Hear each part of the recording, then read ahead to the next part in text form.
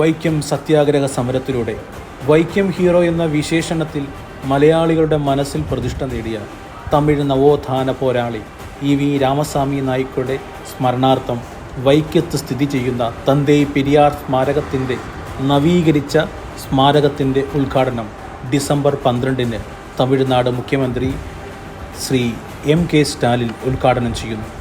കേരള മുഖ്യമന്ത്രി ശ്രീ പിണറായി വിജയൻ അധ്യക്ഷത വഹിക്കുന്ന ഈ പരിപാടിക്കാണ് വൈക്കത്തെയും കേരളത്തെ തന്നെ ഏറ്റവും വലിയ ഈ ഉദ്ഘാടന വേദി ഒരുങ്ങിയിരിക്കുന്നത്. 43,540 ചതുരശ്ര അടി വിസ്തൃതമുള്ള ഈ പന്തൽ വൈക്കം ബീച്ചിലാണ് ഉയരുന്നത്. വൈക്കവും കേരളവും ഇന്നുവരെ കണ്ടിട്ടുള്ളതിൽ വെച്ച് ഏറ്റവും മനോഹരമായ പന്തൽ തമിഴ്നാട് സർക്കാരാണ് ഒരുക്കുന്നത്. തന്തൈ പെരിയാർ സ്മാരകത്തിലേക്കുള്ള പ്രവേശനം ഉദ്ഘാടന ശേഷം പൊതുജനങ്ങൾക്കായി തുറന്നു കൊടുക്കുന്നതാണ്.